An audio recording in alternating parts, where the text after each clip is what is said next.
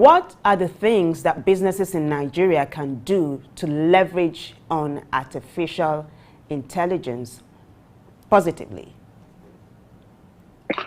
Yes, thank you so much for having me, and great submission also by Samuel. Really, really interesting narratives on how AI has evolved, in our time.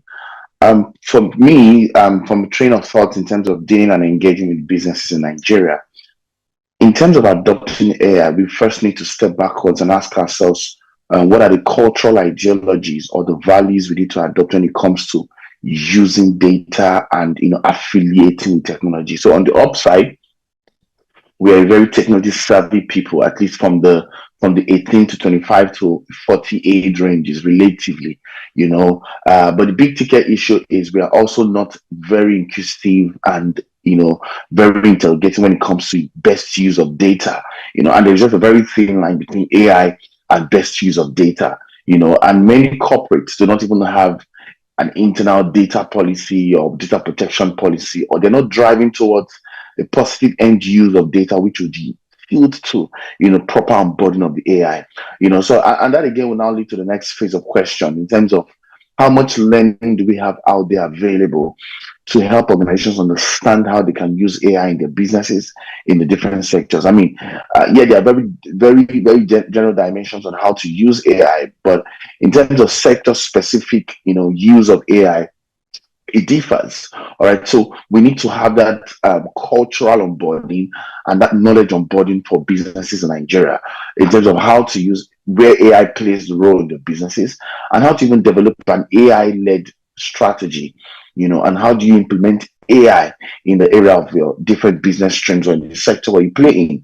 And much more importantly, how can AI enable improved or increased conversion for businesses, especially nano and small or nano and micro businesses in Nigeria. There's different sprouts to which AI can facilitate conversions, onboarding, and all that. And a lot of us are already using it, but we don't know that that's AI already.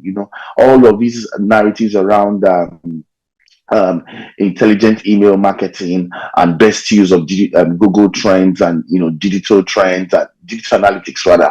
By the time you infuse all those things properly into a proper strategy onboarding for the organization, then you're already tilting into best use of AI as well. All right, so it's just basically amplifying what we're already doing, but ensuring there's a strong cultural and knowledge base to help more than enough businesses take off. All right, so I mean, a lot of banks are already using these chat boxes and all that. So yes, those are early stage uses of AI, but there's a whole lot more. Customer intelligence, KYC, process improvement, checks, and all of these things. A lot of our banking processes and businesses can be properly woven into a system of best use of technology and intelligence to deliver best solutions for our clients and other B2B or B2C engagements that we facilitate. So yes, but I first of all want to take off from cultural onboarding and knowledge onboarding. Once we have those two correctly done, then it's a lot easier for us to begin to onboard on the strategy and implementation end. MIT Sloan professor and head of the MIT Center for Collective Intelligence, Thomas W. Malone, had said that both the excitement and anxiety surrounding artificial intelligence have been overdone to an extreme degree. Is there a reason why people are anxious about using artificial intelligence?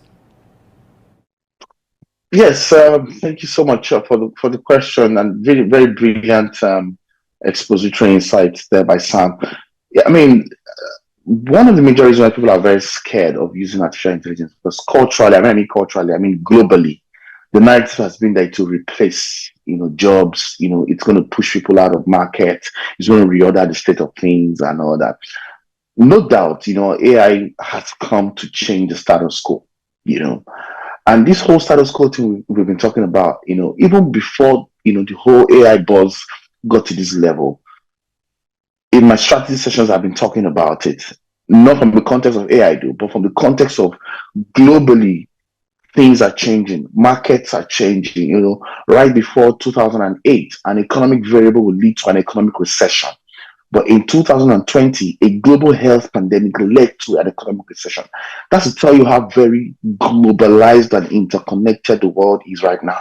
In fact, we are now dealing with, and because of the pandemic, lots of people started doing things on their own just to survive. And that led to term as deglobalization. And right now, we're dealing with the term as reglobalization. That means dealing with the downfall of a fragmented world and how we can enable a more shared prosperity and all that. So I said all that to say this. The world has changed significantly, and the world is much more fragmented, and different forces are reshaping the future. AI is just one of those major forces that are disrupting the way we live, the way we work, the way we, do business and all of that. So it's just like every other disruption that has come to stay.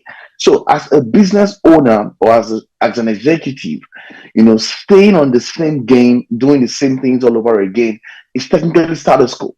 And because AI and many other global events have come to push the way the world is working forward, status quo technically means retrogression.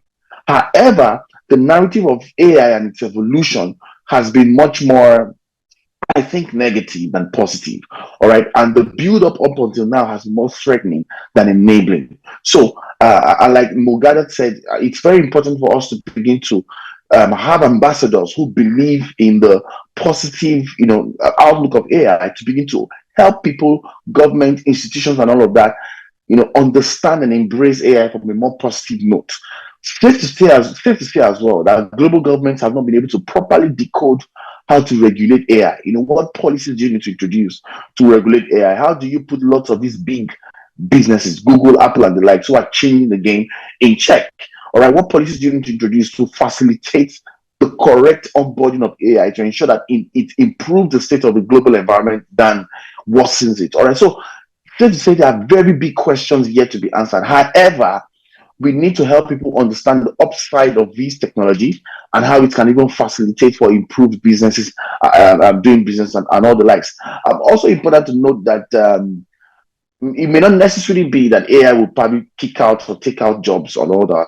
I mean, but what is generally accepted in the world is that the person using AI will replace you in terms of, in the job environment. So we need to begin to onboard people more carefully, more intentionally, change the culture, the value orientation, teach them the technology. But more importantly, teach them how to use their minds to drive the technology. There is so much emphasis on the technology. There is little emphasis on the thinking behind the technology. So AI, if you look at the word artificial, it's not natural intelligence. So artificial means that it's orchestrated to behave in a certain way based off on the input, the information, the data, and all the things that go into it. And that's a function of the human mind, the human experiences, the activities in a particular pool of environment that informs the AI or the artificial intelligence itself to behave in a particular way. All right. So the thinking that drives technology is also very critical to us, enabling the positive outlook of AI. Those are just my submission for now. What are the things people are putting out there that AI can do that it can't do? Let's try to educate businesses so that they don't fall into these pitfalls. Well, I mean, safe to say, AI can do many things. There is no limit to what it can do based upon its design, the data it has supplied. That's why it's multi-sectoral in its approach, in its thinking, and all that. But there's some things AI can't do for you. AI is still AI, it's not human, all right? So AI still doesn't have that emotion. AI still doesn't have that it can help you think your strategy for you. Something that can help you stand out in a crowded market, how you penetrate market. It can enable or assist the thought process. But the originality and the sound strategic thinking that comes from the human mind, that makes us humans and not AI, all right, is still very much distinct. And you're going to see it very clearly, when people who really, really activate the function of their mind into the process of doing business, and when you just go all out AI, all right. So, and it's also affecting the quality of our young graduates right now and young people. Yeah, it's a very fantastic thing to know how to use. But realize all that the quality of individual thinking, the quality of individual input, the quality, I mean, at some levels of governance, decision making, and all of that, it's the quality of your mind that matters. All right. Every other thing else is an enabler. All right. So AI cannot think for you when it comes to some very, very ground decisions you need to make, in as much as it can enable the thought process. Another bit I also think that is a myth that needs to be debunked is that we shouldn't take it seriously. It's just one of those bars around. So the truth is we need to teach people how to get on board with technology and how it applies in the different areas and aspects of life and how to position the outlook more positively. There's just so many things around. It's all negative and it cannot facilitate anything positive. It will take your jobs from you. It may take jobs from people, but I see it as taking jobs from people who are not prepared for the next evolution. I don't know if you get. So, I mean, like I mentioned earlier on, the people using AI are the ones who will take your jobs from you, not the AI itself, as the case may be. So you need to get more people on board with that understanding. And so some sectors, by the way Africa is designed, they are still lagged behind or either driven heavily by interest. So it's going to take a lot of time for AI to be on board. So, for instance, oil and gas, logistics and transportation, those sectors in Nigeria are heavily driven by vested interest. So, if you are a business rolling into these sectors, you need to understand the pace of evolution and acceptance of AI in your sector, so that you can also be realistic early enough to know where to draw the divide, all right, and to know where to also use innovation of AI or innovation provided by AI to advance your cause, even in the midst of vested interest. So it's very different moving parts that like Sam said, education is at the center of how we onboard and how we make the most of it. And we are really, really on the edge because poor onboarding will lead to more chaos. Right onboarding will lead to more growth and prosperity in a very quick time.